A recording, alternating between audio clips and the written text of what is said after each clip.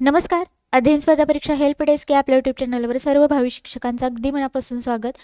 CTET 2026साठी जे आपण video lecture series चालू केलेली आहे बघा, PYQ अनालिसिसची. याच्यामध्ये आज आपण SST चे जे 60 प्रश्न आहेत आणि पेपर आपला आपण पाहत आहोत 20 ऑगस्ट 2023चा. ह्याचे बघा, पहिला जो पार्ट आहे तो मी याच्या आधी अपलोड केलेला आहे आणि या पहिल्या पार्टमध्ये तुम्हाला 30 प्रश्न त्याचा आपण प्रॉपर अनालिसिस केलेला आहे. आता राहिलेले जे 30 प्रश्न आहेत ते आपण आताच्या या लेक्चरमधून कव्हर करणार आहोत. बघा, ज्यांनी बघा सुरुवातीलाच आज पहिल्यांदा नवीन लेक्चर पाहत आहेत अशाने काय करायचं आहे तर आपले चॅनल सबस्क्राईब करून ठेवायचं आहे आणि बेल आयकॉन पण क्लिक करा, जेणेकरून बघा एखादा नवीन व्हिडिओ येईल ज्यावेळी तो पहिल्यांदा तुमच्यापर्यंत नक्की पोहोचेल. एखादं लाईव्ह सेशन असेल तर त्याची तुम्हाला नोटिफिकेशन मिळून जाईल. आणि याच्या जर PDF हवे असतील तर आपलं टेलिग्राम चॅनल जॉईन करा. त्याची लिंक तुम्हाला डिस्क्रिप्शन बॉक्समध्ये किंवा कमेंट बॉक्समध्ये मिळून जाईल. तिथून तुम्ही डायरेक्ट टेलिग्रामशी कनेक्ट होऊ शकता. बघा, आपण काय केलेलं आहे तर मराठी भाषा 1 आणि भाषा 2, भाषा 1 व भाषा 2ची बघा आपण 6 सेट कव्हर केलेले आहेत. 6 सेट आणि ह्या 6 सेट प्रत्येकी 6 म्हणजे बघा 360 प्रश्न आपण कव्हर केलेले आहेत मराठीचे. हिंदीचे 3 सेट झालेले आहेत आणि आता आपले या लेक्चरनंतर आपले SSTचे किंवा सोशल सायन्स असेल समाजशास्त्राचे याचे 4 सेट पूर्ण होतात बघा. आणि या 4 सेटमध्ये आपण किती तर प्रत्येकी 60 क्वेश्चन असे आपण जवळजवळ 240 प्रश्न कव्हर करत आहोत. SSTचे एक 5 सेट, त्याच्यानंतर तुम्हाला मी हिंदीकडे पुन्हा वळेन आणि हिंदीचे राहिलेले सेट आपण कव्हर करूया. आणि बघा, हिंदीचे 5 सेट असेल, मराठीचे 5 सेट असतील आणि SSTचे 5 सेट. आणि त्याच्यानंतर वेळ असेल तर बघा आपण काय करू, मानसशास्त्राचे पण आपण काय करूया की किंवा बालमानसशास्त्राचे त्याचे पण एक 5 सेट कव्हर करूया. 30 प्रश्न आहेत त्यामुळं जास्त वेळ लागणार नाही. बघा, त्याचे एक 5 सेट आपण करूया. इथून तुमच्या पेपर 2ची पूर्ण तयारी एकाच चॅनलमधून तुमची होऊन जाते. बघा, पेपर 2साठी CTET पेपर 2साठी सर्व तयारी सर्व 150 प्रश्न तुमचे या 150 मार्कांची तयारी तुम्हाला आपल्या चॅनलवरून मिळून जाईल. आणि नियोजन आहे बघा SSTसाठी मॅरेथॉन घ्यायचे. तर ज्यावेळी आपले 5 सेट कव्हर होतील त्यावेळी बघा लाईव्ह किंवा रेकॉर्डेड स्वरूपात तुम्हाला जे IMP आहे ज्याच्यावर हमखास प्रश्न विचारले जातात असे काही महत्त्वाचे टॉपिक आहेत तर ते टॉपिक पण आपण घेऊया. आणि तुक्के मारण्याची पण एक ट्रिक असते बघा, म्हणजे अजिबातच प्रश्न माहीत नसतील तर बघा आपण अभ्यासाच्या बळावर आपण थोडे प्रश्न सॉल्व्ह करू शकतो. पण बघा, काही लॉजिक असतात, काही प्रश्न सोडवण्याच्या टेक्निक असतात, त्याच्यानुसार पण आपण एक 15पर्यंत बघा लीड घेऊ शकतो किंवा 15 प्रश्न आपण ह्या लॉजिकच्या बेसिसवर पण आपल्या मार्कामध्ये ॲड करू शकतो. त्यामुळे बघा अशा सर्व गोष्टी मी तुम्हाला नक्की सांगण्याचा प्रयत्न करेन. आणखी हो, IMP गोष्ट तर बघा, आपण मेंबरशिप चालू केलेली आहे, अगदी 59 रुपयेपासून आहे. जे कोणी मेंबरशिप जॉईन करतील बघा, जे आपले कोणी सबस्क्रायबर असतील तर त्यांच्यासाठी SSTचं बघा जे महत्त्वाचे टॉपिक आहेत SSTचे, मी स्वतः SST शिकवते. तर SSTचे महत्त्वाचे जे टॉपिक आहेत, प्राचीन भारताचे असतील, मध्ययुगीन भारताचे असतील, तर असे लेक्चर त्यांना अरेंज करण्याचं मी नक्की प्रयत्न करेन. आणि त्यांना पर्सनली जर तुम्हाला माझ्याशी कनेक्ट व्हायचं असेल, तुमचे काही प्रश्न असतील किंवा तुमचे काही डाऊट्स असतील पर्सनली, तर तुमच्यासाठी बघा मी वेगळे लाईव्ह सेशन घेईन आणि त्याच्यातून तुमचे सर्व डाऊट क्लिअर होतील. त्यामुळे तुम्हाला जर वाटत असेल तर तुम्ही आपली मेंबरशिप जॉईन करा, नाहीतर ओके, तुम्हाला PYQ अनालिसिसच्या स्वरूपामध्ये मी अगदी प्रॉपर कंटेंट देण्याचा नक्की प्रयत्न करेन. बघा, आपले काल आपण 30 प्रश्न कव्हर केले होते, 31 पासून 60 पर्यंत. आता उरलेले जे 61 पासून 90 पर्यंतचे प्रश्न आहेत ते आपण आता या लेक्चरमधून कव्हर करूया. बघा, काल आपण शेवटचा प्रश्न घेतला होता बघा, निम्नलिखित में से कौन से पुरापाषाण स्थल में चुना पत्थर से बने औजार मिले थे. हुसगी ऑप्शन क्रमांक 2 आन्सर होतं बघा. आज आपण नव्याने 61 पासून 90 पर्यंतचे सर्व प्रश्न घेणार आहोत. तर बघा,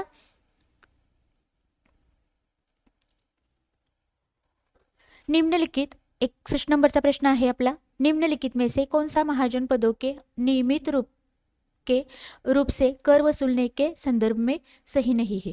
बघा, जनपद, महाजनपदे हा सर्व भाग आहे जो प्राचीन भारताचा भाग आहे आणि याच्यावर तुम्हाला प्राचीन भारतावर प्रश्न विचारले जातात. आणि प्राचीन भारतामध्ये जे जे महत्त्वाच्या गोष्टी आहेत बघा, आता ह्याच्यामध्ये प्राचीन भारताचा आता NCERT मध्ये प्राचीन भारतामध्ये काय काय दिलेलं आहे बघा, हडप्पा संस्कृती आहे, वैदिक संस्कृती आहे, भारताच्या उत्तर भागाकडील जे प्रमुख राजवंश आहेत ते दिलेले आहेत, दक्षिणेकडील जे काही प्रमुख राजवंश आहेत ते दिलेले आहेत, 16 महाजनपदं आहेत. ते महाजनपदं त्यांच्या राजधानी असतील, मग अकबर असेल किंवा ते महत्त्वाचे जे राजे होऊन गेलेले आहेत तर त्यांच्या संदर्भात काही ग्रंथ असतील बघा, ग्रंथकार, या सर्व गोष्टी तुम्हाला प्राचीन भारताच्या अनुषंगाने व्यवस्थित अभ्यासाव्या लागतील. आता इथं प्रश्न काय विचारलेला आहे बघा, कोणती गोष्ट किंवा खालील जे पर्याय सेट केलेले आहेत त्याच्यापैकी महाजन पदामध्ये जी कर वसुलण्याची जी पद्धती होती त्याच्यापैकी कोणतं विधान खाली चुकीचं दिलेलं आहे बघा. एक, ज्यादातर फसलों पर कर उपज का आधा हिस्सा निर्धारित होता था. दूसरा है चरवाहों को जानवरों या उनके उत्पाद के रूप में कर देना पडता था. चरवाहो म्हणजे काय असतात बघा, जनावरे चरवणारे जे असतात ना त्यांना चरवाहो असं म्हटलं जातं. हे विधान बरोबर आहे बघा. त्याच्यानंतर 3, व्यापार में खरीदी व बेची जाने वाली वस्तुओं पर कर लगाया जाता था. व्यापारामध्ये खरेदी विक्री केल्या जाणाऱ्या ज्या वस्तू होत्या त्याच्यावर कर लावलं जायचं होतं. हे पण विधान बरोबर आहे. आखेटको तथा संग्राहकों को भी जंगल से प्राप्त वस्तुएं राजा को देनी होती थी. आता बघा, आखेटक म्हणजे काय असतात, जे भटके लोक आहेत त्यांना आखेटक म्हटलं जातं. आणि आखेटक आणि संग्राहक यांनी जे जंगलातून प्राप्त केलेल्या ज्या वस्तू आहेत बघा त्या त्यांना राजाला देणे गरजेचं होतं. तर हे पण विधान बरोबर आहे बघा. त्यामुळं ऑप्शन क्रमांक 1 आपलं चुकीचं आहे बघा. इथं आपल्या उत्पन्नाच्या अर्धा हिस्सा निर्धारित होता, म्हणजे कर अर्ध्या हिस्सावर लावला गेला होता का, तर नाही, हे विधान चुकीचं आहे. ऑप्शन क्रमांक 1. नेक्स्ट बघा, 62 नंबरचा प्रश्न. 1883 में इल्बर्ट बिल के लागू करने पर विरोध हुआ क्योंकि. इल्बर्ट बिल 1883ला इल्बर्ट बिल लागू केलं बघा. आणि या इल्बर्ट बिलामुळं नक्की काय झालेलं आहे, तर भारतीय जे न्यायाधीश आहेत तर त्यांना इंग्रज अधिकारी किंवा इंग्रजांच्या विरोधात खटला चालवण्याचा अधिकार या इल्बर्ट बिलामुळे मिळाला. आता बघा, या इल्बर्ट बिलाला कधीचा आहे प्रश्न रिपीट होतात, त्यामुळे जे गोष्टी विचारलेल्या आहेत बघा मागे त्या अगदी पाठांतरच करायच्या. आणि त्यामुळे बघा पुन्हा ते प्रश्न रिपीट होतात, त्याच्या आजूबाजूच्या गोष्टी तरी रिपीट होतात, त्यामुळे तुम्हाला मार्क मिळू शकतात बघा. जरी NCERT वाचायला जरी तुम्हाला नाही जमलं तर प्रश्नामध्ये काय विचारलेलं आहे त्या तर गोष्टी तुम्हाला माहीत असायलाच हव्यात. 1883ला इल्बर्ट बिल लागू झालं बघा. आणि त्याला विरोध का झाला बघा, तर ए, भारतीयों ने इसका विरोध किया क्योंकि इस बिल ने ब्रिटिश सरकार को बिना सबूत के भारतीयों पर मुकदमा चलाने की छूट दे दी थी. बी बघा, अंग्रेज़ों ने इस बिल का विरोध किया क्योंकि अब भारतीय भी ब्रिटिश या यूरोपीय व्यक्तियों पर मुकदमा चला सकते थे. सी का है बघा, बिल ने अंग्रेज और भारतीय न्यायाधीशों के बीच समानता स्थापित करने का प्रयास किया. त्याच्यानंतर डी काय आहे, बिल भारतीय लोगों के प्रति नस्लवादी नजरिया रखता था. आता इथं बघा आपल्याला काय काय पाहिजेलं आहे, तर बी पाहिजेलं आहे आणि सी पाहिजेलं आहे. फक्त बी आणि सी हीच 2 विधाने बरोबर आहेत. का विरोध झाला त्याच्यासाठी बघा, कारण इंग्रजांनी याला विरोध का केलेला आहे बघा, भारतीय जे न्यायाधीश आहेत त्यांना युरोपियन व्यक्तीवर खटला चालवण्याचा अधिकार या बिलामुळे मिळालेला आहे. त्यामुळे बी विधान पाहिजे आपल्या उत्तरामध्ये. त्याच्यानंतर बघा सी बघा, बिल ने अंग्रेज और भारतीय न्यायाधीशों के बीच समानता स्थापित करने का प्रयास किया. हे पण अगदी बरोबर आहे बघा. इंग्रज न्यायाधीश असेल आणि जे भारतीय न्यायाधीश आहे यांच्यामध्ये समता प्रस्थापित या बिलामुळे होणार होती. त्यामुळे बी आणि सी विधान असलेला ऑप्शन आहे ऑप्शन क्रमांक 3. नेक्स्ट बघा 63 नंबरचा प्रश्न. स्वतंत्र भारत के संबंध में निम्नलिखित कथनों पर विचार कीजिए. भारत स्वतंत्र झाल्यानंतरची जी कथनं आहेत त्याच्यावर आपल्याला ए आणि आर, ज्यावेळी ए आणि आर असतं त्यावेळी काय असतं बघा, तर्क आणि कारण असतं. तर अभिकथन बघा, हमारा संविधान कानून की नज़र में सबको बराबर मानता है लेकिन असल जिंदगी में कुछ भारतीय औरों के मुकाबले ज़्यादा बराबर है. आणि त्याच्यानंतर कारण काय आहे बघा, इथं काय विधान विचारलेलं आहे की हमारा संविधान कानून की नजर में सबको बराबर मानता है. कायद्याच्या दृष्टिकोनातून आपण संविधानाने काय केलेलं आहे, सर्वांना समान दर्जा दिलेला आहे बघा. पण खऱ्या आयुष्यामध्ये काही भारतीय इतरांच्यापेक्षा जास्त ताकदवर आहेत किंवा जास्त श्रेष्ठ आहेत. आता इथं कारण बघा, भारतीय संविधान में तय किए गए आदर्श को हम आज भी अभी तक साकार नहीं कर पाए हैं. बरोबर आहे बघा. काही उच्चभ्रू असतील, काही उच्चभ्रू समाजाचे लोक असतील तर ते बघा सर्व स्वतःला श्रेष्ठ मानत असतात. त्याचं कारण काय आहे बघा, भारतीय संविधानाने जे आदर्श घालून दिलेले आहेत बघा तर त्या आदर्शांचं पालन आपण आजही करू शकलेलो नाही, हे त्याचं कारण आहे. त्यामुळे दोन्ही विधाने बरोबर आहेत. आणि आर एक की सही व्याख्या करता है या सही कारण है, इसलिए यामुळे बघा ऑप्शन क्रमांक 1 उत्तर असेल. 64 नंबरचा प्रश्न बघा, नीचे 2 कथन ए और बी खिलाफत आंदोलन के संदर्भ में हे. बघा कशावर प्रश्न आलेला आहे, ह्या सर्व गोष्टी नोट डाऊन करायच्या तुम्ही. खिलाफत आंदोलन, तुम्हाला बरेचसा डाटा किंवा बऱ्याचशा नोट्स बघा तुमच्या प्रश्नातून क्लिअर होतील. त्या फॅक्ट तुम्ही लिहून घेतल्या तर तुम्हाला वेगळ्या नोट्स बनवायची गरज नाही. आणि ज्यावेळी आपण NCERT वाचत असतो त्यावेळी हे खिलाफत आंदोलन जिथं असेल मुद्दा तिथं आपण जास्त फोकस करायचं असतं, अशाच पद्धतीने अभ्यास करायचा असतो बघा. तर खिलाफत आंदोलन काय दिलेलं आहे विधान, 1920 में अंग्रेजों ने तुर्की के सुल्तान खलीफा पर बहुत सख्त संधि थोप दी थी. त्याच्यानंतर बी काय आहे बघा, भारतीय मुसलमान चाहते थे कि पुराने ऑटोमन साम्राज्य में स्थित पवित्र मुस्लिम स्थानों पर खलीफा का नियंत्रण नहीं होना चाहिए था. आता हे खिलाफत जे आंदोलन आहे, तर हे खिलाफत आंदोलन कधीचं आहे बघा, पहिलं जे विश्वयुद्ध झालेलं आहे तर त्याच्यानंतर खिलाफत युद्ध झालेलं आहे. आणि हे पहिलं विधान दिलेलं आहे बघा, 1920 में अंग्रेजों ने तुर्की के सुल्तान खलीफा पर बहुत सक्त संधी थोप दी थी. बरोबर आहे, इंग्रजांनी काय केलेलं आहे, तर जे तुर्कीचे जे खलीफा आहेत, जे मुस्लिम काय म्हणायचे तर त्यांचं ते बघा श्रद्धास्थान होतं आणि तिथं काय केलेलं संधीच थोपली होती त्यांच्यावर. म्हणजे काय केलं होतं बघा, तर जाचकाठी बंधने घालण्यात आली होती. त्यामुळे ए विधान बरोबर आहे आणि हे पूर्ण विधान बरोबर आहे, फक्त नाही होना चाहिए त्या या एका नाही शब्दामुळे हे पूर्ण विधान चुकीचं आहे. त्यामुळे बघा केवळ ए सही बी गलत. कुठं आहे बघा ते, ए सही परंतु बी गलत, ऑप्शन क्रमांक 4. नेक्स्ट बघा 65 नंबरचा प्रश्न, भारतीय नागरिकों को अनुदत्त किस मौलिक अधिकार की परिधि के अंतर्गत सर्वोच्च न्यायालय ने भोजन के अधिकार, निजता के अधिकार तथा प्रदूषण मुक्त जल एवं वायु के अधिकार की व्याख्या की है. काही महत्त्वाचे कलमे विचारले जातात बघा. तर कलम 14 कशाशी संबंधित आहे, तर समानतेचा अधिकार आहे बघा. कलम 19 स्वातंत्र्याचा अधिकार आहे. आपलं उत्तर आहे अनुच्छेद 21 म्हणजेच कलम 21. नेक्स्ट बघा 66 नंबरचा प्रश्न, भारतीय धर्मनिरपेक्षता अमेरिकी धर्मनिरपेक्षता से भिन्न आहे. भारतीय जी धर्मनिरपेक्षता आहे बघा, ती अमेरिकी धर्मनिरपेक्षतेपेक्षा वेगळे आहे. आता बघा, दोनों के बीच के भेदों की पहचान करने वाले सही विकल्पों की निम्नलिखित में से पहचान कीजिए. आणि हा जो फरक स्पष्ट करणारे जे विधान आहेत ते आपल्याला निवडायचे आहेत बघा. ए, अमेरिका में राज्य और धर्म में से कोई भी एक दूसरे के मामले में हस्तक्षेप नहीं कर सकता है. त्याच्यानंतर बी बघा, भारतीय संविधान में अल्पसंख्यकों के अधिकारों की सुरक्षा का प्रावधान है. सी बघा, अमेरिका और भारत दोनों ही राज्यों के मामलों और धार्मिक मामलों में स्पष्ट पृथकीकरण बनाए रखते हैं. आणि डी आहे, अमेरिका में भारत के विपरीत राज्य धार्मिक सुधारों की अनुमति दे सकता है. तर याचं जे उत्तर आहे बघा ए आणि बी, ऑप्शन क्रमांक किंवा विधान ए आणि बी कुठं आहे, ऑप्शन 2 मध्ये बघा. भारत अमेरिका में राज्य और धर्म में से कोई भी एक दूसरे के मामले में हस्तक्षेप नहीं कर सकता है. अमेरिकेमध्ये काय आहे बघा, राज्य आणि धर्म एकमेकांच्या कृतीमध्ये किंवा कार्यामध्ये कोणत्याही प्रकारचा हस्तक्षेप करत नाही, ते विधान बरोबर आहे. बी बघा, भारतीय संविधान में अल्पसंख्याकों के अधिकारों की सुरक्षा प्रदान की है. बरोबर आहे बघा, अल्पसंख्याक म्हणून 6 धर्म घोषित केलेला आहे. त्याच्यामध्ये ख्रिश्चन आहे बघा, पारशी आहे, जैन आहे, मुस्लिम आहे, अशा प्रकारे 6 धर्म आहेत. तर ते अल्पसंख्याक म्हणून घोषित केलेलं आहे आणि त्यांना सुरक्षा भारतीय संविधानाने देण्यात आलेली आहे. त्यामुळे बी पण विधान पाहिजे, ऑप्शन क्रमांक 2 ए और बी. 67 बघा, सभी व्यक्ति कानून की दृष्टि में समान हे वाक्य का अर्थ है. बघा, सर्व व्यक्ती कायद्याच्या दृष्टीने समान आहेत, या वाक्याचा अर्थ सांगायचा आहे. ए बघा, सभी नागरिकों को अपने सामाजिक आर्थिक स्तर के अनपेक्ष समान कानून का पालन करना होगा. बी, कानून की दृष्टि में किसी भी व्यक्ति के साथ उसके नस्ल और वर्ण, धर्म, जाति अथवा जेंडर के आधार पर भेदभाव नहीं किया जा सकता है. सी बघा, असमानताएं समाप्त हो गई.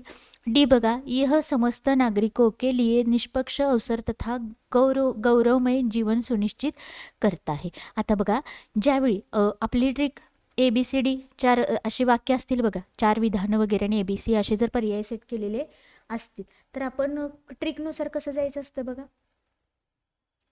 तर याचं जे उत्तर आहे बघा BCD. आता इथं तुम्हाला बघा, इथं ए आहे, इथं आहे ए, इथं आहे हां, आणि इथं काय कटलं बघा, तर इथं ए नसणारा पर्याय कोणता आहे 3. पण आता इथं ट्रिक लावताना थोडंसं डोकं वापरायचं आहे बघा.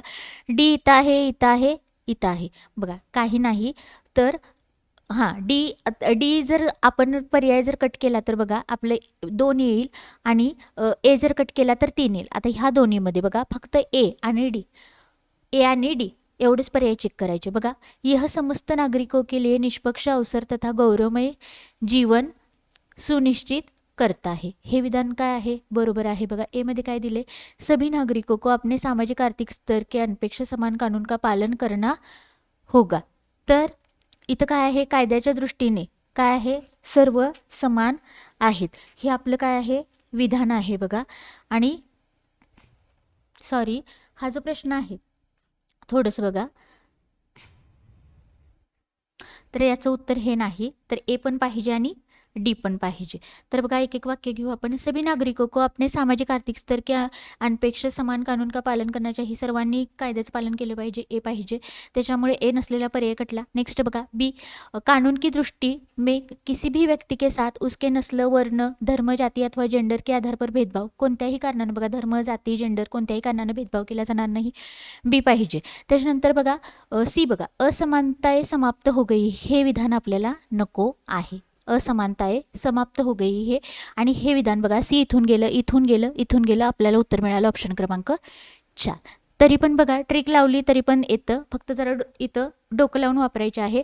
तर सी नको आहे आपल्याला. असमानता अजून पण समाप्त झालेली आहे का बघा, तर अजिबात नाही.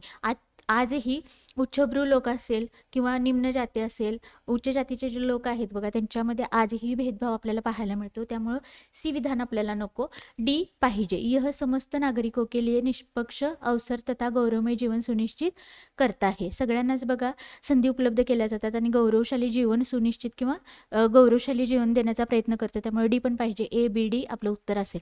त्याच्यानंतर नेक्स्ट बघा 68 नंबरचा प्रश्न. ऑफिस जाने वाली महिला जिसे वेतन एवं सम्मान मिलता है द्वारा निष्पादित ऑफिस संबंधी काम की तुलना में घरेलू महिला द्वारा निष्पादित काम अनदेखा तथा आदत जाता है, इसके पीछे के संभाव्य कारण की जांच कीजिए. बघा ऑफिसमध्ये किंवा बाहेरचं काम करण्यासाठी एखादी व्यक्ती बाहेर ऑफिसमध्ये वगैरे जात असेल, तर तिच्या तुलनेमध्ये बघा जी स्त्री घरी काम करत असते तिच्याकडं काय केलं जातं, तर तिच्याकडं दुर्लक्ष केलं जातं.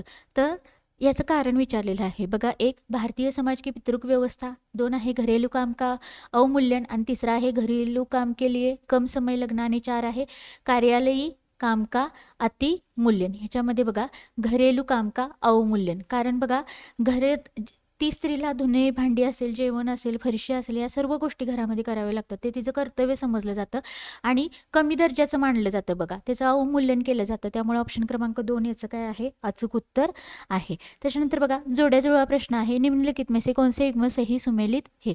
बघा योग्य जोड्या कोणत्या जोडलेल्या आहेत, तर याच्यामध्ये बघा राजमिस्त्री, त्याला दिहाडी मजदूर म्हटलं जातं, बरोबर आहे. घरेलू कामगार, तर घरेलू कामगारला काय म्हटलं जातं, अनियमित मजदूर, हे पण बरोबर आहे. सब्जी विक्रेत्याला स्वरोजगार, बघा भाजी विकणार असतो तो स्वयंरोजगार करत असतो. आता दुकान में सुपरवायझर, ही तर व्यवसाय बरोबर आहे का सांगा. एका दुकानामध्ये काम करत आहे, सुपरवायझर पण काय आहे, कामाला आहे. मग तो स्वतःचा व्यवसाय असेल का, दुकानाचा जो मालक असेल तो व्यावसायिक असेल, पण सुपरवायझर व्यवसायी नसेल. त्यामुळे डी नको. बघा डी इथून गेलं, डी इथून गेलं, आणि आपल्याला ए बी सी तिन्ही पाहिजे, म्हणजे ऑप्शन क्रमांक 3 आपलं उत्तर आहे. त्याच्यानंतर बघा 70 नंबरचा. ग्रामीण क्षेत्रों से शहरी क्षेत्रों में बढ़ते प्रवासन के परिणाम स्वरूप शहरों में औद्योगिक स्थलों के निकट स्थल क्षेत्रों में वृद्धि देखी गई है. इस प्रकार के प्रवासन के कारण. हे बघा ग्रामीण क्षेत्रातून शहरी क्षेत्रामध्ये काय झालेलं आहे, स्थलांतर झालेलं आहे. आणि काय झालेलं आहे बघा, औद्योगिक क्षेत्र आहे म्हणजे कारखाने असतील, तिथं काय आहे, तर स्लम एरिया म्हणजे काय आहे बघा, झोपडपट्टी वाढलेली आहे आणि त्याची कारणं विचारलेली आहेत. ए बघा शहरी क्षेत्र में जीवन के स्तर में अधोगति, बी बघा ग्रामीण कामगार बाजार में विघटन, सी आहे घटी हुई कृषि उत्पादकता, डी आहे ग्रामीण क्षेत्रों में बढ़ी हुई कुशल कार्यबल की संख्या. आता ह्याच्यामध्ये आपण किती नंबरचा प्रश्न पाहत आहोत, 70 नंबरचा बघा. तर याच्यामध्ये फक्त बी आणि सी येईल. इथं बघा ग्रामीण क्षेत्रातून बघा बडी हुई कुशल कार्यबल की संख्या, हे येणार नाही, डी नको. मग डी इथून गेला बघा, इथून गेला, इथून गेला. त्यामुळे ऑप्शन क्रमांक बी आणि सी. विधाने बघूया. ग्रामीण कामगार बाजार में विघटन बरोबर आहे, आणि सी काय आहे, घटी हुई कृषी उत्पादकता, हे पण बरोबर आहे. कृषी उत्पन्नाचा दर घटलेला आहे, त्यामुळे स्थलांतर शहराकडे किंवा कारखान्यांकडे वाढत आहे. 71 नंबरचा प्रश्न बघा. निम्नलिखित में से किन सेवाओं को सार्वजनिक सेवाओं में सम्मिलित किया जा सकता है. म्हणजे बघा खालीलपैकी ज्या सेवा दिलेल्या आहेत त्याच्यापैकी सार्वजनिक सेवा कोणत्या आहेत, त्यांची त्यानुसार पर्याय चेक करायचे आहेत बघा. 1 पोलीस सेवा, 2 न्यायिक सेवा, 3 आहे शैक्षणिक सेवा आहे, आणि 4 आहे निर्माण सेवा आहे. ह्याच्यामध्ये बघा ए येणार नाही आणि ए असलेला पर्याय आपल्याला 3 कटले बघा, BCD. पोलीस सेवा सार्वजनिक सेवामध्ये येत नाहीत. न्यायिक सेवा, शैक्षणिक सेवा आणि निर्माण सेवा, तर BCD ऑप्शन क्रमांक 3. त्याच्यानंतर बघा 72 नंबर, निम्नलिखित में से किन घटनाओं की पहचान अनुसूचित जाति और अनुसूचित जनजाति अत्याचार रोकथाम अधिनियम 1989 के उल्लंघन के रूप में की गई. 1989च्या बघा जो अनुसूचित जाती आणि अनुसूचित जनजाती अधिनियम आहे त्याचं जे उल्लंघन आहे ते कशावरून केलं जाईल किंवा खालील ते विधान बघा. ऊंची जाति के लोगों द्वारा अनुसूचित जाति के लोगों के विरुद्ध हिंसा. त्याच्यानंतर बी, अनुसूचित जाति समुदाय के सदस्य को आपत्तिजनक पदार्थ खाने के लिए बाध्य करना. सी आहे गैर आदिवासी लकड़ी व्यापारियों को जनजातीय भूमि के दोहन की अनुमति देना. आणि डी आहे अनुसूचित जाति समुदाय के सदस्य से विवाह करना. आता याचं जे उत्तर आहे बघा, तर डी काय आहे, अनुसूचित जातीच्या समुदायातील व्यक्तीबरोबर विवाह करणे हे आपल्याला उत्तरामध्ये नको आहे आणि त्यामुळे बघा डी इथून गेला, डी इथून गेला, डी इथून गेला. ABC 3 विधाने बरोबर आहेत. ऑप्शन क्रमांक 2. बघा काय येतं ह्याच्यापेक्षा जर काय येणार नाही याच्यावर जास्त आपण फोकस केलं, इलिमिनेशन टेक्निकचा वापर केला. 4 विधानं दिलेले असले तर एक जरी विधान आपल्याला इलिमिनेट करता येत असलं, जे शुअर शॉट येणारच नाही ते विधान बघायचं, पर्यायाकडे यायचं लगेच आणि त्याच्यानुसार उत्तर काढायची. बघा खूप कमी वेळामध्ये तुमचे उत्तर सॉल्व करून होतात आणि जास्त वेळ पण लागत नाही आणि कमी वेळामध्ये तुम्हाला तुमचं उत्तर पण बरोबर येतं. आणि ही ट्रिक अजिबातच काही येत नसेल तर ही ट्रिक वापरायचीच म्हणजे वापरायची. बघा तर एक पर्याय तिन्हीमध्ये एक विधान असतं बघा आणि आता इथं डी विधान असलेलं आपण 3 पर्याय कट केले आणि डी नसलेला एकच पर्याय आणि तेच आपलं ऑड पर्याय शोधला आणि तेच आपलं उत्तर असतं. असं खूप ठिकाणी होतं आणि ही हे जे लॉजिक आहे बघा ते काम करतं. जरी 10 पैकी 10 जरी प्रश्न असतील अशा लॉजिकनुसार तरी बघा 6 ते 7 प्रश्न तुमचे 100% बरोबर येतात आणि 1-2-3 प्रश्न चुकतात. मग ठीक आहे ना, 2-3 चुकले तर थोडीच निगेटिव्ह मार्किंग आहे तुम्हाला. नेक्स्ट बघा 73 नंबरचा प्रश्न, मध्यान्ह भोजना योजना ने विद्यार्थियों में जातिगत पूर्वाग्रह को कम करने में सहायता की है तथा सामाजिक न्याय को बढ़ावा दिया है.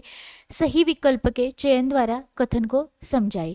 बघा मध्यान्ह भोजना याच्यामध्ये काय जातिगत पूर्वग्रह असतील तर को कम करने में सहायता की है तथा सामाजिक न्याय को बढ़ावा दिया है. बघा मध्यान्ह भोजन योजनेमुळे काय चाललेलं आहे, वर्गामध्ये जातपात असं मानलं जात नाही, सर्व मुले एकत्रित येतात आणि भोजन करत असतात. तर जातीगत जे पूर्वग्रह आहेत ते कमी करण्यासाठी आणि सामाजिक न्याय वाढवण्यासाठी प्रोत्साहन दिलेलं आहे आणि त्याच्यानुसार हे 4 विधान आहेत बघा ते दर्शवणारी. त्याच्यानुसार पर्याय निवडायचे आहेत. ए, सभी जातियों के बच्चे साथ साथ खाते हैं. बी बघा कई स्थानों में दलित महिलाओं को खाना पकाने के लिए रखा गया है. त्याच्यानंतर सी बघा तर स्कूलों में गरीब बच्चों का प्रवेश लेना कई गुना बढ़ गया है आणि डी आहे स्कूल छोड़ने की दरों में कमी आई है. आपण पॉझिटिव्ह सेंटेन्सचा वापर करायचा बघा आणि बघा जास्त सुटसुटीत विधानं कोणती वाटत आहेत बघा. ए काय आहे तर सर्व जातीचे मुलं एकत्रित जेवण करतात, बरोबर आहे. सी बघा तर निदान जेवण मिळतं म्हणून तरी गरीब मुलांचं काय आहे तर प्रवेश वाढलेले आहेत. सी बरोबर आहे. डी बघा आणि शाळा सोडण्याचं जे प्रमाण आहे त्याच्यामुळे घट झालेले आहे, हे पण बरोबर आहे. बी येणार नाही. तर दलित महिला, आता याचा आणि याचा काही संबंध नाही बघा. मध्यान्ह भोजनात तिथं मुलं एकत्रित येऊन जेवण करतात त्यामुळं दलित महिलांना ते जेवण बनवण्यासाठी तिथं रुजू करणं हे काही येणार नाही. त्यामुळे बी इथून गेलं. ऑप्शन क्रमांक 3 असेल ACD. 74 नंबरचा प्रश्न बघा, निम्नलिखित में से कौन से प्रावधान भारतीय न्यायिक व्यवस्था की स्वतंत्रता सुनिश्चित करती है. भारताची जी न्याय व्यवस्था आहे तर तिची स्वतंत्रता किंवा भारतीय न्याय व्यवस्था कशी स्वतंत्र आहे तर ते दर्शवणारे पर्याय शोधायचे आहेत बघा. भारताचं जे आहे किंवा भारताचं जे संविधानाचं कामकाज वगैरे असेल बघा किंवा आपलं जे प्रशासन कसं चालतं बघा. कार्यपालिका आहे म्हणजेच कार्यकारी मंडळ आहे.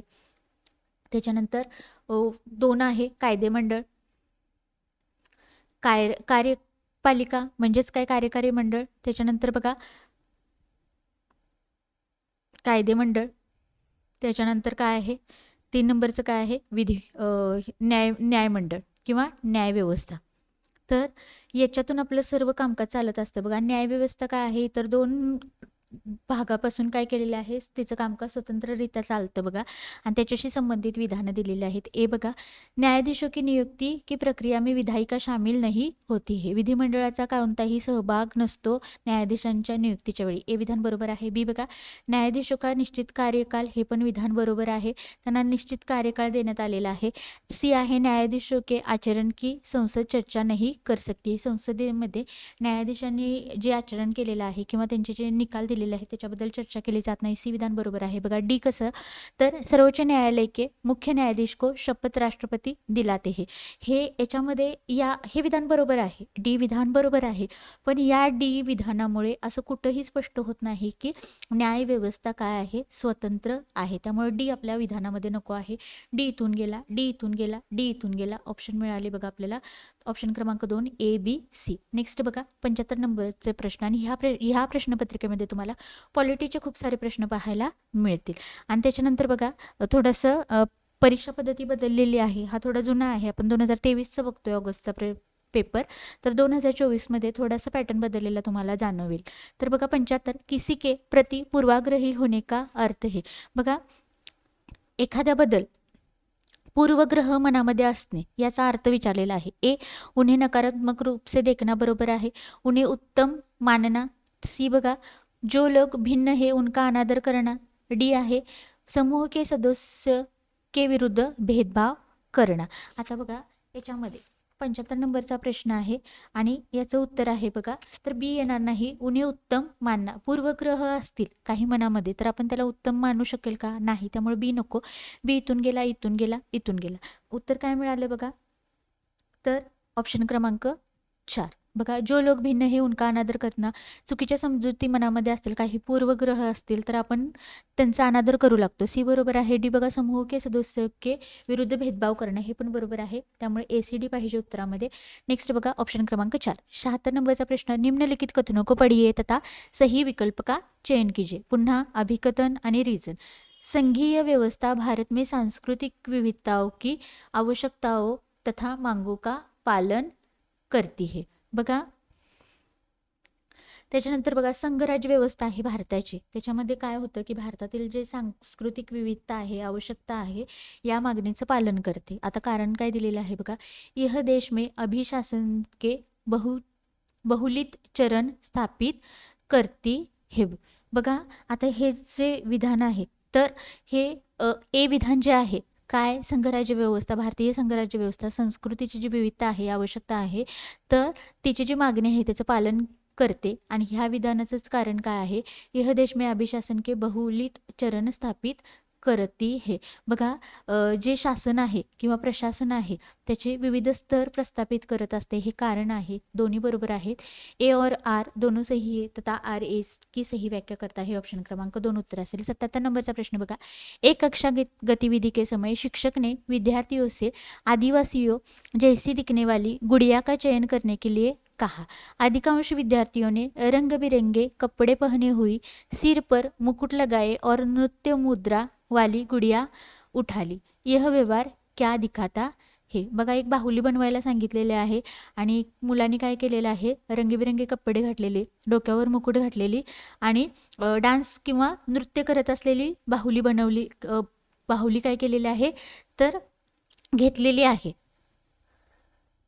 तर हा जो व्यवहार आहे किंवा ही जी कृती आहे तर ती काय दाखवत आहे बघा, प्रगतिशीलता, पूर्वाग्रह, रूढीवाद आणि भेदभाव. इथं भेदभाव येणार नाही, पूर्वाग्रह येणार नाही, प्रगतिशीलता येणार नाही. बघा, तर इथं काय सांगितलेलं आहे, आदिवासी जैसी दिखणेवाली म्हणजे आदिवासींसारखी दिसणारी बाहुली.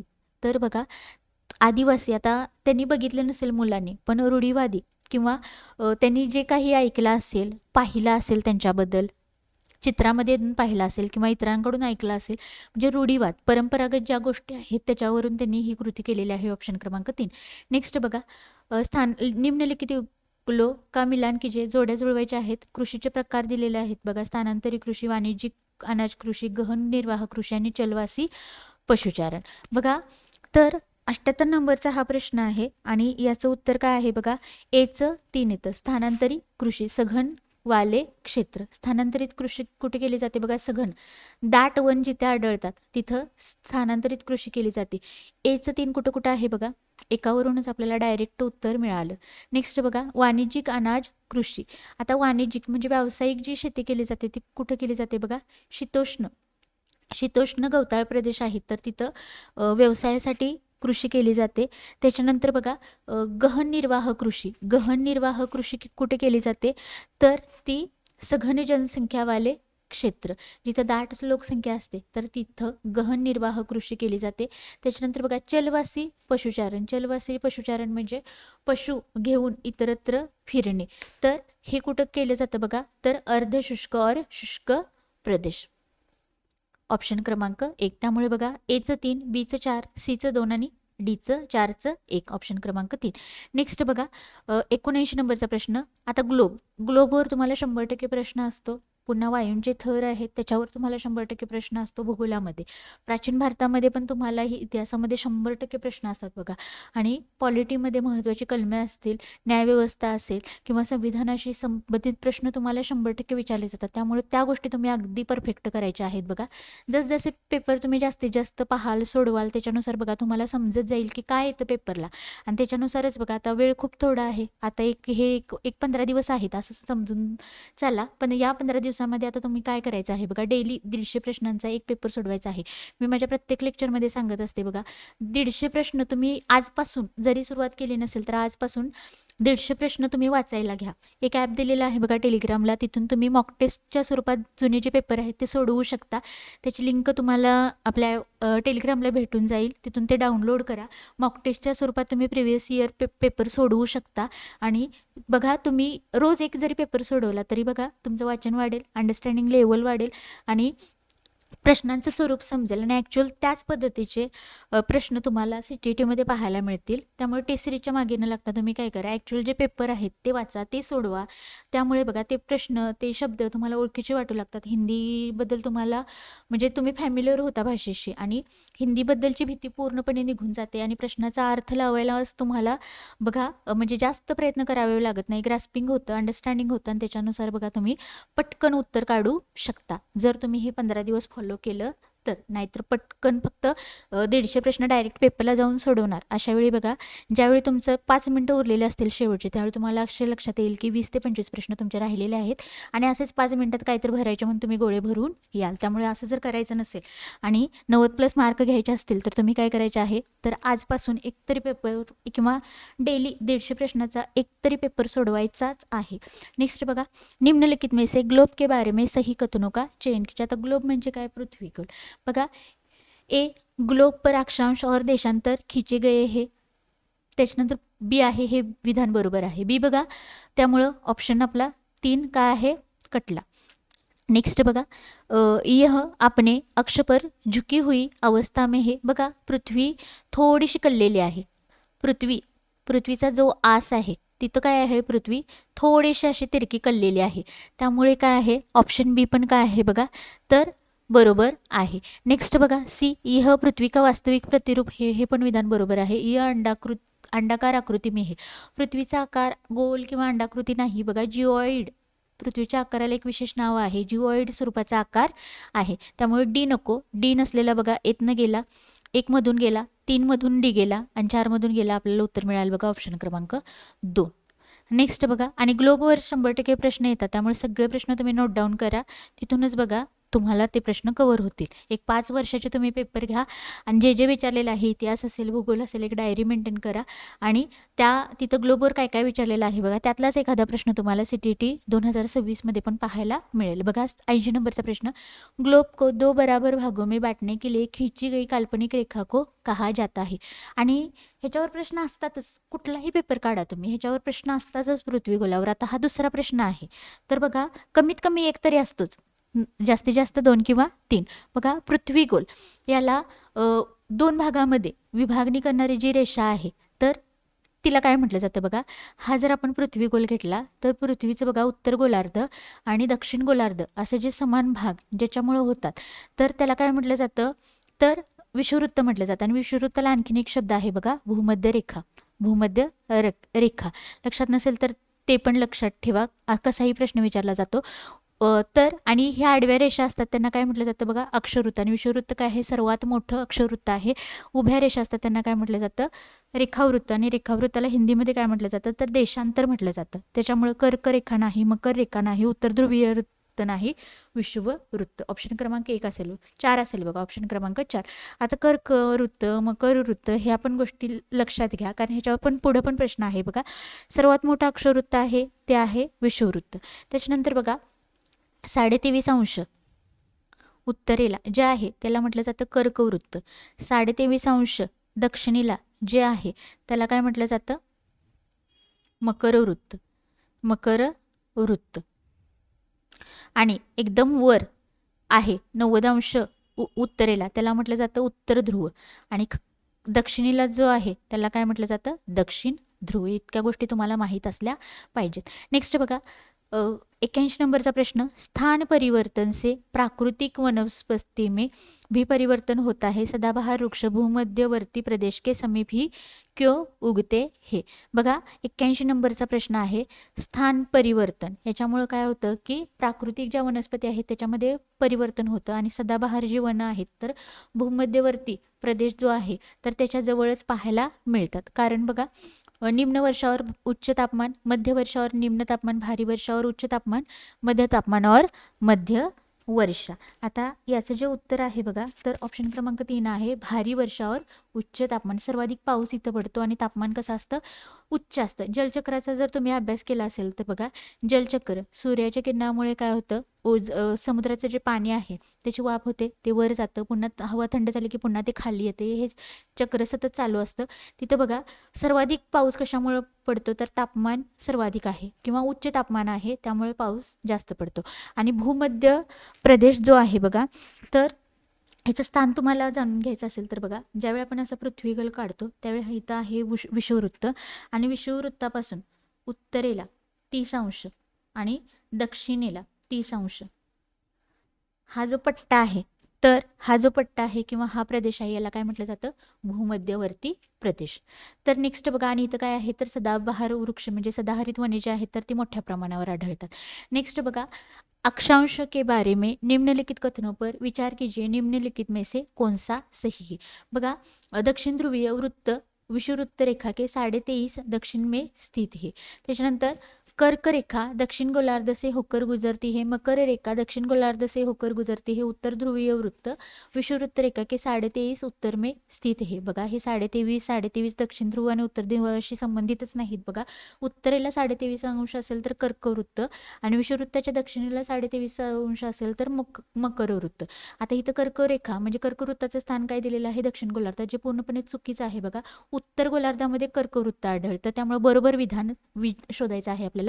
मकर रेखा दक्षिण गोलार्ध से होकर गुजरती है. बघा मकरवृत्त इथं सांगितलेलं आहे आपण 23.5 खाली दक्षिणेला मकरवृत्त, त्यामुळे आपलं उत्तर बरोबर काय येईल बघा, ऑप्शन क्रमांक 3. किती प्रश्न आले बघा इथं, अक्षांश रेखांश आणि ग्लोबवर. त्याच्यानंतर नेक्स्ट बघा, यदि ग्रीनिच यामोत्तर समय दोपहर के 12 बजे का है तो 45 डिग्री पूर्व देशांतर पर क्या समय होगा.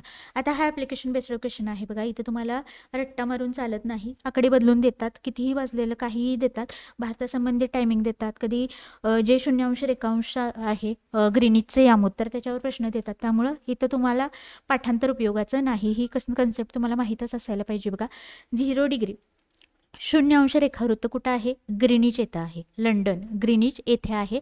आणि हे काय आहे तर आंतरराष्ट्रीय जे वेळ मोजली जाते तर ही या 0 रेखावृत्तावरून मोजली जाते. आणि भारताचं जे रेखावृत्त आहे बघा 82.5 रेखावृत्त हे कुठं आहे, अलाहाबाद किंवा इलाहाबाद येतं आहे. आणि इथून या 82.5 रेखावृत्तावरून भारताची प्रमाण वेळ मोजली जाते. आणि ह्या दोन्हीमधलं जे अंतर आहे ते किती आहे बघा, 5.5 तासाचं आहे. म्हणजे समजा हा प्रश्न खूपदा विचारलेला आहे आणि NCERTच्या पुस्तकामध्ये प्रॉपर मेन्शन केलेलं आहे बघा, ग्रीनिचमध्ये किंवा लंडनमध्ये 2 वाजले असतील तर भारतामध्ये किती वाजले असतील, फक्त 5.5 तास इथे ॲड करायचे. 2 मध्ये 5 ॲड केल्यावर किती होतं बघा, तर 7 होतात आणि हे परत अर्धा तास ॲड केलं तर किती वाजलेले असतील भारतामध्ये 7:30 तास. आणि हे 2 आणि 7:30च का विचारलं जातं तर ते NCERTमध्ये ते उदाहरणानुसार सांगितलेलं आहे म्हणून. आता आपल्याला काय करायचं आहे बघा. आता आणखीन एक गोष्ट आहे ती पण लक्षात ठेवा. पृथ्वीला स्वतःभोवती फिरण्यासाठी 24 तास लागतात. या 24 तासामध्ये पृथ्वी स्वतःभोवती किती अंशातून फिरत असते 360 अंशातून. आणि पृथ्वीला 1 अंश फिरण्यासाठी किती वेळ लागतो बघा तर 4 मिनटं इतका वेळ लागतो. फक्त या 4 मिनटानं किती अंश आहेत ते काढायचं असतं आणि त्या अंशांना त्या मिनटानं गुणाकार करायचा असतो. आणि जे टायमिंग येईल ते बघा. ज्यावेळी इथं आता ही प्रमाण वेळ असणार एक रेखावृत्त आहे बघा. समजा 0 रेखावृत्त आहे तर ही गोष्ट तुम्हाला माहीत पाहिजे. तर 0 रेखावृत्तापासून पूर्वेकडे आपण गेलो तर एखादं 2 तास टायमिंग आलं तर ते 2 तास त्याच्यामध्ये प्लस केले जातात. आणि इकडं जर पश्चिमेला गेलं तर ती वेळ त्याच्यातून मायनस केली जाते म्हणजे वजा केली जाते. आता बघा इथं काय वाजलेलं आहेत ग्रीनिच यामोत्तर म्हणजे ग्रीनिचमध्ये 12 वाजलेले आहेत. आणि पूर्व देशांतर 45 अंश पूर्वेला इथं काय आहे ग्रीनिचचं 0 रेखावृत्त आहे. आणि इथून बघा 45 डिग्री म्हणजे हे अंतर किती आहे 45 डिग्री. ह्याला सरळ सरळ 4 गुणायचं. 4 पंचे 20 पुढं किती येतं बघा इथं बघा 4 आपण गुणलं. 4 पंचे 20 हात चालले 2 4 चूक 16 आणि 1 17 18 180 अंश काय आले मिनटं आलेत. पर त्याला 60 मिनटानं भागलं तर किती येतं बघा. तर ह्याचं तासात रूपांतर केलं तर किती येतं 180 मिनटाचं तासात रूपांतर केलं तर 3 तास येतात. मग हे 3 तास आता हे कुठं आहे पूर्वेला आहे म्हणून 12मध्ये 3 तास ॲड करायचे 1 2 3. तर मग किती आणि अपराह्न पूर्वाह्न हे समजत नसेल तर बघा अपराह्न म्हणजे काय तर दुपारी 12 वाजल्यानंतरची जी स्थिती आहे त्याला अपराह्न म्हटलं जातं आणि 12 वाजण्याच्या पूर्वीची जी स्थिती आहे त्याला पूर्वाह्न म्हटलं जातं. त्यामुळे बघा तर 12मध्ये 3 ॲड केल्यानंतर किती वाजतात 3 वाजतात. त्यामुळं 3 बजे अपराह्न ऑप्शन क्रमांक 3. थोडा कन्सेप्टचा भाग आहे बघा आणि ह्याच्यावर खूप सारे प्रश्न आपण आता हा 4था सेट आहे आणि असे मागे पण प्रश्न झालेले आहेत. तुम्ही जर ते मागचे व्हिडिओ पाहिले नसतील तर ते व्हिडिओ पण तुम्ही पहा. तर बघा 84 नंबरचा प्रश्न आहे तटीय क्षेत्र में समुद्री गुफाएं बनाती है समुद्री गुफाओं के निर्माण के लिए उपयुक्त कारण का चयन कीजिए. तटीय क्षेत्र म्हणजे काय बघा किनारी भाग जो आहे समुद्राचा तर तिथं समुद्री गुफा पाहायला मिळतात. आणि समुद्र गुफांची जी निर्मिती होते त्याचं कारण विचारलेलं आहे. 1 मानवनिर्मित गतिविधी, 2 आहे शैलुकागिरणा, 3 आहे पवन अपर्दन आणि 4 आहे तरंगोद्वारा अपर्दन एव निक्षेपण. आता बघा वारा पवन म्हणजे काय तर वारा. आता आपण काय पाहत आहोत तर समुद्री गुफा. मग इथं समुद्राशी संबंधित कोणती क्रिया आहे बघा तरंगोद्वारा अपर्दन एव निक्षेपण म्हणजे काय तरंग म्हणजे काय लाटा समुद्राच्या ज्या लाटा आहेत त्याच्यापासून अपक्षरण आणि निक्षेपण या कृतीमुळे समुद्री गुफांची निर्मिती होते. ऑप्शन क्रमांक 4. नेक्स्ट बघा 85 नंबरचा प्रश्न निम्नलिखित कथनों में से ऊर्जा संसाधनों पर असत्य कथन का चयन कीजिए.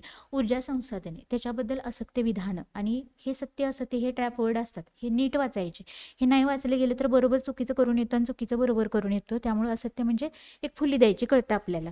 बघा 1 ज्वारीय ऊर्जा समाप्य होती है, 2 आहे पवन ऊर्जा प्रदूषणमुक्त होती है, 3 आहे सौर ऊर्जा नवीकरणीय ऊर्जा है आणि 4 आहे बायोगॅस ग्रीन हाऊस प्रभाव का कारण होती है. आता बरोबर पहिला बघा पवन ऊर्जा प्रदूषणमुक्त होती बरोबर आहे. त्याच्यानंतर सौर ऊर्जा म्हणजे नवीकरणीय आहे नव्याने निर्माण करता येते बरोबर आहे. बायोगॅस काय आहे ग्रीन हाऊस इफेक्ट आहे त्याचा परिणाम आहे त्याचं कारण आहे बघा बरोबर आहे. आता ज्वारीय ऊर्जा कशापासून असते बघा ज्वारीय ऊर्जा कशाशी संबंधित आहे तर समुद्राच्या लाटांशी संबंधित आहे आणि त्यामुळे बघा ती समाप्त होते का नाही. त्यामुळं ऑप्शन क्रमांक 1 काय आहे चुकीचं आहे. नेक्स्ट बघा 86 नंबरचा प्रश्न समताप मंडल की परिस्थितियाँ हवाई जहाज उड़ाने के लिए आदर्श होती है सही कारण का चयन कीजिए. आता बघा स्थलमंडल असेल जलमंडल असेल त्याच्यानंतर वायुमंडल असेल आणि जैवमंडल हे जे 4 थर आहेत भूआवरण जलावरण वातावरण आणि जीवावरण ह्याच्यावर हमखास तुम्हाला प्रश्न पाहायला मिळतो. इथं काय विचारलेलं आहे समताप मंडल. आता समताप मंडल याची जे समताप मंडळामध्ये बघा जे विमानं आहेत तर ती उडण्यासाठी हा वायुमंडळाचा एक थर आहे. वातावरणाचा समताप मंडळ. तर ते तिथं काय आहे बघा, जी विमाने उडतात त्यांच्यासाठी ती स्थिती आदर्श असते. कारण विचारलेलं आहे. एक बादलो एवं मौसम संबंधी घटनाओं से मुक्त होना, 2 आहे आंधी वाली परिस्थित्या आणि 3 आहे निम्न वायुदाब आणि 4 आहे उच्च वायुदाब. तर हे तिन्ही विधाने येणार नाहीत बघा. ऑप्शन क्रमांक येईल 1 येईल समताप मंडळ.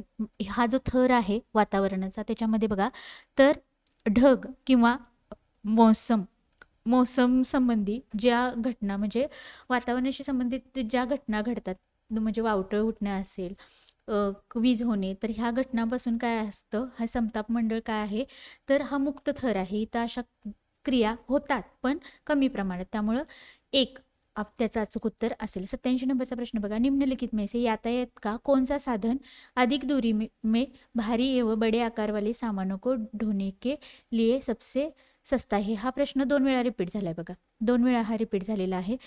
तर आता मोठ्या प्रमाणात वाहतूक करण्यासाठी सामानाची आणि अगदी वजनदार सामान त्याची वाहतूक करण्यासाठी सर्वात स्वस्त साधन कोणतं आहे, तर जलमार्ग आहे. ऑप्शन क्रमांक 4. नेक्स्ट बघा 88 नंबरचा प्रश्न, गल्फ स्ट्रीम गर्म महासागरीय जलधार आहे क्योंकि ये टिंब टिंब हे. बघा गल्फ स्ट्रीम कुठे आढळते, तर ही काय आहे बघा, उष्ण महासागरीय जलधारा आहे.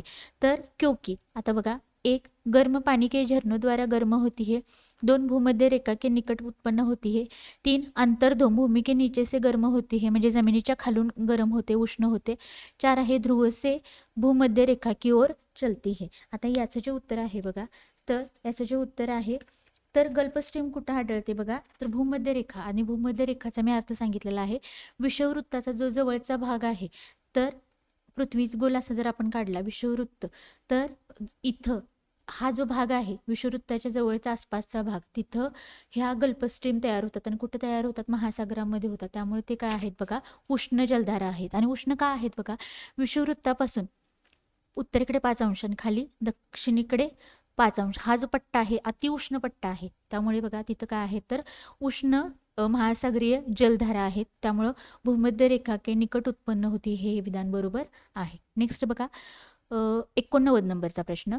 आता इथं पुन्हा हा तुम्ही लिहून घ्या किंवा पाठ करा, ह्याच्यामध्ये चांगली माहिती दिलेली आहे बघा. एकाच प्रश्नामध्ये मोठा डाटा कव्हर होतो तुमचा. ओझोन परत किंवा ओझोनचा थर आहे तो कुठे आहे सांगा, वातावरणाच्या थरामध्ये. पुन्हा रेडिओप्रेशन, रेडिओ जी किरणं आहेत किंवा रेडिओ लहरी तयार होतात कोणत्या थरामध्ये तयार होतात वातावरणाच्या, किंवा मौसम संबंधी घटना, हवामानाशी संबंधित ज्या घटना आहेत त्या कुठे घडतात. आणि पतली वायू हा प्रश्न तुम्हाला एका वाक्यामध्ये विचारलेला होता बघा, तर हा पण डबल वेळा रिपीट झालेला आहे, पतली वायू. आणि त्याचं उत्तर काय होतं बघा, बहिर्मंडल. मग 4चं 2 असं कुठं कुठं आहे बघा, तर 1 गेला, 3 गेला, 4 गेला. डायरेक्ट पण उत्तरावर PYQ, ओनली PYQ. पतली वायू म्हणजे वातावरणाचा एकदम पातळ थर कुठं आहे, तर बहिर्मंडलमध्ये आहे.